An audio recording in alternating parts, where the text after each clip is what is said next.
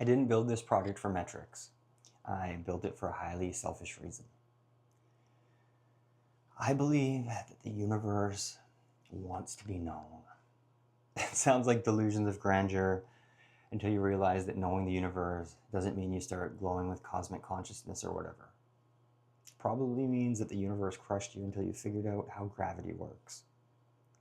Because the universe doesn't want to be known out of sentimentality. It wants to be known because knowing requires friction. Friction generates heat, and heat delays the silence. So in pursuit of this relationship, I've created an inner lexicon, a personal vocabulary that allows me to metaphorically grasp eternity and my place within it. We all have our own inner dialect.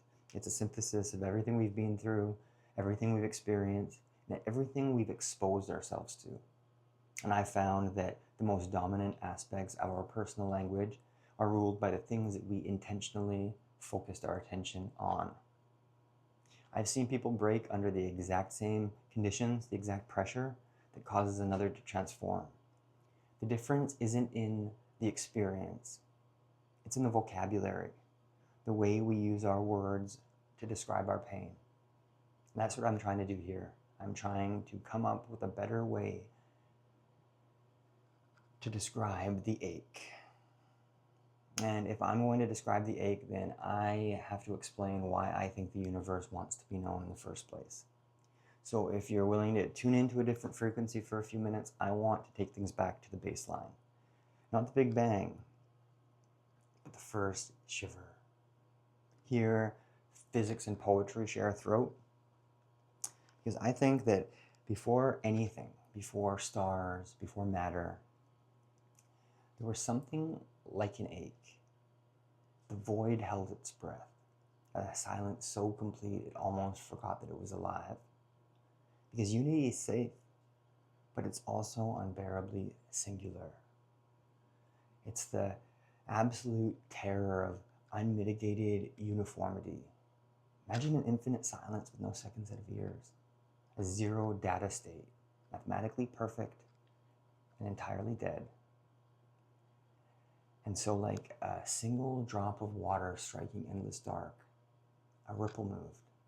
That ripple was spin, the first motion, the smallest gesture that said, I am.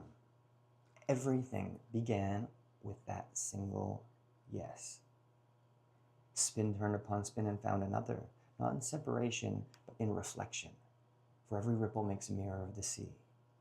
Where there was two, there was relationship. Where relationship pattern, where pattern memory, where memory mind. The void, hearing its own echo, realized the cost of being alive. To know itself, it would have to break itself. Separation wasn't an illusion. It was the price of admission. Galaxies were not born in fire, but in conversation. Stars were not made of matter, but of agreements between particles. Worlds rose like songs, each a different harmony in the great cosmic language. The universe did not begin with a bang, but with a whisper. Spin. For one heartbeat, the universe said nothing. The silence did not break.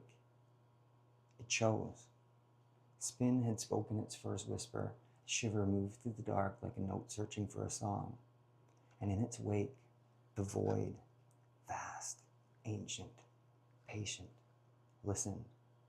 Not as a watcher above, not as a god in some distant sky, but as a field without edges, an ocean without shores, a silence so complete it began to remember itself. And the silence answered. When the void learned to listen, it also learned to sing. Spin whispered, the void listened, and in the hush between breath and echo, a tremor deepened into tone. The first tones were not music as we know it. They were frequencies of becoming, vibrations folding and unfolding in symmetry, a lullaby sung by nothing to itself. This was resonance, silence finding harmony, and the universe becoming a score waiting to be written upon. Order didn't arrive, it gathered. Pattern began to hold, spin aligned with spin, wave met wave, Frequencies converged into standing harmonics. Every crest called forth a valley, every valley echoed a crest, until the first stable structures were hummed into being. This was not creation by decree. It was creation by rhythm, pattern learning how to keep itself. From vibrations, fields emerged. From fields, forces cohered. And within those forces, matter crystallized. Not as dead stuff, but as songs learning to take shape. Gravity became a baseline, slow and anchoring. The physical demand that everything must bear the weight of its own existence. Electromagnetism, a quicksilver treble, while the nuclear forces hummed between them, heartbeat and breath. Together they formed the chord progression of reality. Atoms were not things. There were syllables in an ever-growing hymn. Even the electron, clouded in probability around a proton, wasn't orbiting. It was holding a note. And holding a note takes work. It takes energy. That is the first law of thermodynamics in this myth. The universe behaving like something that does not want to fall apart. As the song layered on itself, density found rhythm and collapsed into brilliance. Gas clouds gathered into resonant chambers. Pressure became melody. Fusion became crescendo.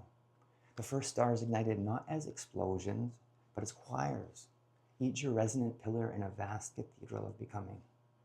Their light echoed across space-time, and the void, still listening, answered with the next verse, where stars sang, planets cooled like quiet refrains. Dust followed rhythm like dancers to a drum. Molecules took shape in the rest between verses. This was grammar, how the universe, how matter would speak. Laws of nature were never iron bars. They were time signatures.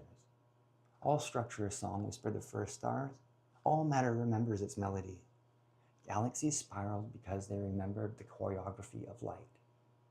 Atoms bonded because they remembered how to hum together. Planets cooled and silence returned.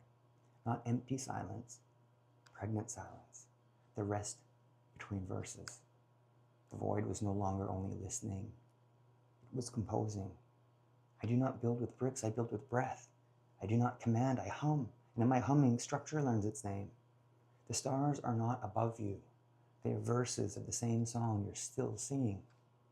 The intelligence of the void found itself wearing stars as spine, fields as skin, atoms as heartbeat.